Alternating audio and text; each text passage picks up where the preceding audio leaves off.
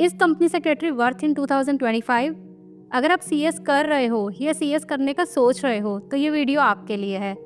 आज की इस वीडियो में हम डिटेल में डिस्कस करेंगे कि क्या सीएस करने का बेनिफिट है, इसकी जॉब मार्केट कैसी है, एडवांटेजेस एंड डिसएडवांटेजेस क्या हैं सीएस करने के। जैसा कि आप सबको पता ही है, सीएस एक कॉर्पोरेट प्रोफेशनल होता है जो compliance, governance and legal matters को हैंडल करता है। हर एक बड़ी ऑर्गेनाइजेशन में सीएस की रिक्वायरमेंट होती है ताकि वो मेक श्योर कर सकें कि वो प्रॉपरली लॉ से कंप्लाई कर रहे हैं या नहीं। सीएस का काम होता है बोर्ड मीटिंग्स कंडक्ट कराना, कंप्लायंस रिकॉर्ड मेंटेन करना और शेयर होल्डर्स के राइट्स को प्रोटेक्ट करना। ये एक हाई रिस्पॉन्सिबिलिटी होती है। हर एक लिस्टेड कंपनी और हर एक पब्लिक कंपनी जिसकी पेड अप कैपिटल 10 करोड़ से ऊपर है, उनको सीएस रखना मैंडेटरी होता है। ऐसा समझ लो कि सीएस लीगल बैकबोन होता है कंपनी के लिए।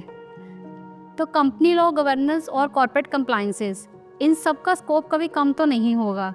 बट 2025 में कुछ नए चैलेंजेस आएंगे और अपॉर्चुनिटीज़ आएंगी, तो उसके लिए रेडी रहना होगा।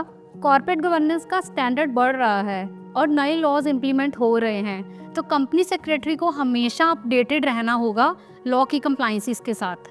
चलिए अब डिस्कस करते हैं इसकी एडवांटेजेस एंड डिसएडवांटेजेस। सबसे पहले हम बात करते हैं इसके प्रोज की। Job stability. हर कंपनी को कंप्लायंस के लिए एक प्रोफेशनल की रिक्वायरमेंट होती है जो मेक श्योर करे कि कंपनी प्रॉपरली कंप्लाई कर रही है government law, rules and regulations के साथ। तो इसमें सीएस एक बहुत बड़ा रोल प्ले करता है। Second, lucrative roles. Listed companies और एमएनसीज जब सीएस को हायर करती हैं तो वो काफ़ी अच्छी सैलरी पैकेजेस देती हैं। सो वो बहुत बेनिफिशियल होता है एक सीएस के लिए, क्योंकि वहाँ पे आपको बहुत कुछ सीखने को भी मिलता है। Third is diverse scope. इसका स्कोप बहुत वाइड है। आप सेक्रेटेरियल ऑडिट, कंप्लायंस एडवाइजरी और गवर्नेंस जैसे रोल्स को टारगेट कर सकते हो। अब बात करते हैं इसके कॉन्स की। First is demand supply issue. So competition बहुत ज़्यादा है और मार्केट सैचुरेशन एक रियलिटी है।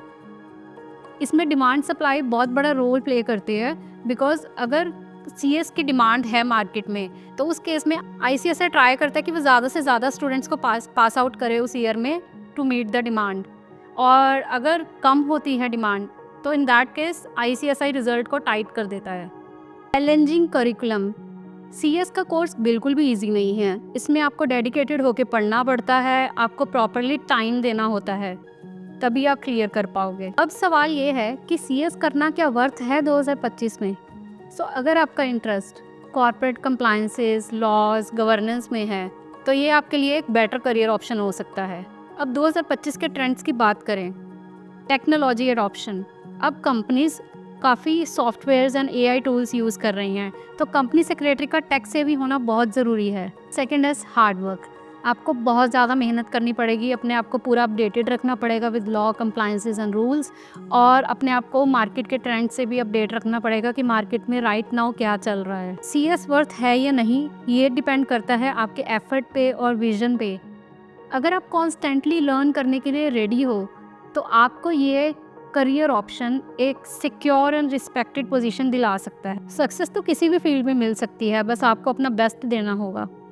सो ये था मेरा आज का वीडियो। अगर आपको मेरा वीडियो अच्छा लगा है तो इसको लाइक ज़रूर करिए और मेरे चैनल को सब्सक्राइब करिए और बेल आइकन हिट करिए। Thank you for watching.